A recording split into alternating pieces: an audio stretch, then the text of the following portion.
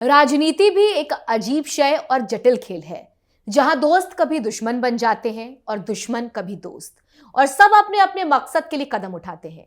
UP की राजनीति में भी यही खेल जारी है, जहां मायावती की वापसी ने नए सियासी सरगर्मियों को जन्म दिया। काशीराम की पुण्यतिथि पर उन्होंने न सिर्फ समाजवादी पार्टी पर निशाना साधा, बल्कि बीजेपी सरकार की भी अप्रत्याशित तारीफ की, जिससे राजनीतिक गलियारों में हलचल तेज हो गई है। बहुजन समाज पार्टी की प्रमुख मायावती ने अपने पार्टी के संस्थापक काशीराम की 19वीं पुण्यतिथि पर आयोजित भव्य रैली में राजनीतिक वापसी का ऐलान किया। इस दौरान उन्होंने सबसे अधिक निशाना उत्तर प्रदेश की मुख्य विपक्षी पार्टी यानी कि समाजवादी पार्टी को बनाया, जबकि राज्य की सत्ताधारी बीजेपी सरकार की जमकर तारीफ की और उनका आभार जताया। मायावती ने बार बार अपने समर्थकों से अपील की कि वो बीएसपी को अकेले सरकार बनाने में मदद करें और किसी भी पार्टी के साथ गठबंधन की संभावना से साफ इनकार किया।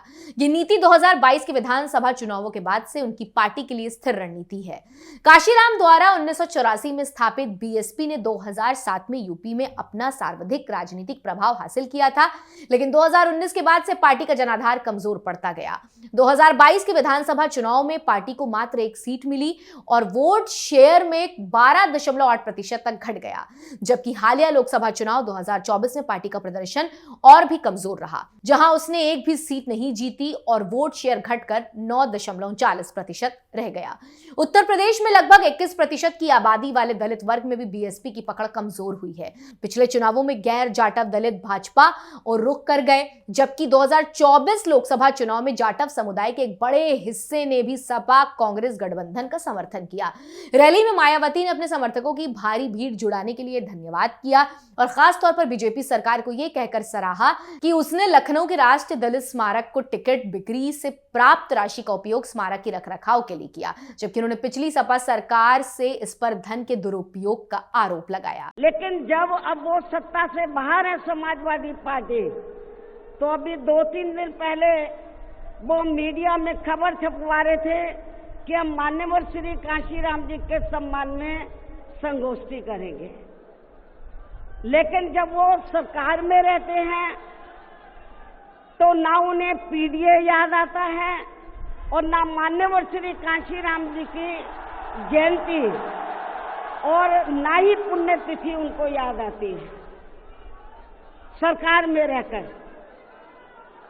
लेकिन जब वो सत्ता से बाहर हो जाते हैं तो समाजवादी पार्टी को फिर याद आता है कि हमें संगोष्ठी करनी चाहिए। इस पर समाजवादी पार्टी प्रमुख अखिलेश यादव ने पलटवार करते हुए कहा कि मायावती बीजेपी के उन लोगों का धन्यवाद कर रही हैं जो जनता पर अत्याचार कर रहे हैं। उन्होंने बीजेपी के साथ मायावती के कथित गुप्त समझौते का भी आरोप लगाया। मायावती ने सभी राजनीतिक दलों कांग्रेस, बीजेपी और सपा पर जातिगत सोच का आरोप लगाया और बहुजन समाज से अपील की कि वो स्वार्थी और बिकाऊ नेताओं से सावधान रहें जो अपने मुफाद के लिए पार्टियां बना रहे हैं। उनका मुख्य निशाना सपा था, जिसने उन्होंने काशीराम और दलित पिछड़े अल्पसंख्यक वर्ग के मुद्दों को केवल सत्ता से बाहर होने पर याद करने वाला दल बताया।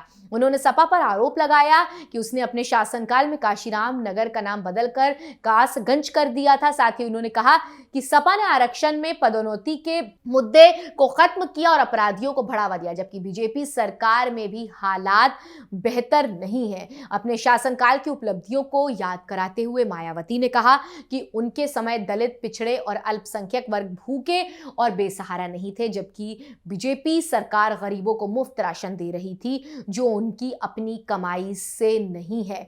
इमरजेंसी का जिक्र करते हुए उन्होंने कहा कि कांग्रेस सरकार ने बाबा साहेब भीमराव अंबेडकर के संविधान को कमजोर किया था और अब राहुल गांधी जैसे नेता केवल दिखावा कर रहे हैं।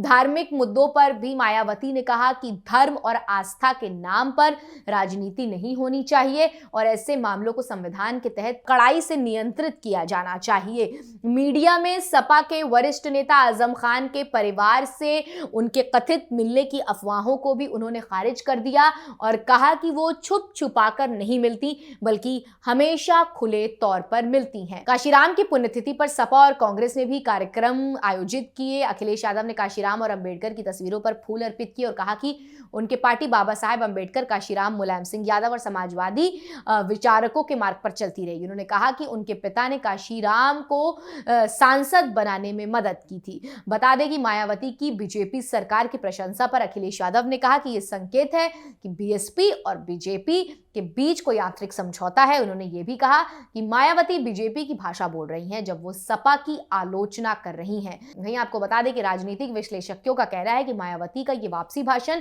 अपेक्षित था और इसमें कोई नई बात नहीं थी। यदि पार्टी अकेले सरकार बनाना चाहती है तो उसे बीजेपी पर हमला करना चाहिए था, ना कि अन्य विपक्षी दलों पर। दलितों पर हो रहे अत्याचारों का उल्लेख ना करना इस बात का संकेत है कि बीएसपी बीजेपी के प्रति नरम रुख अपनाए हुए है। मुसलमानों को भी खास संदेश नहीं दिया गया, जो यूपी में निर्णायक समुदाय हैं। आपको बता दें कि प्रोफेसर शशिकांत पांडे, राजनीति विज्ञान विभाग, बाबा साहेब भीमराव अंबेडकर विश्वविद्यालय ने कहा कि मायावती ने अपने भाषण में कोई नई नीति या दिशा नहीं दी है। उनका फोकस मुख्य रूप से सपा को निशाना बनाना था, लेकिन बीजेपी सरकार के खिलाफ कड़ी आलोचना का अभाव उनकी नरम रुख की पुष्टि करता है।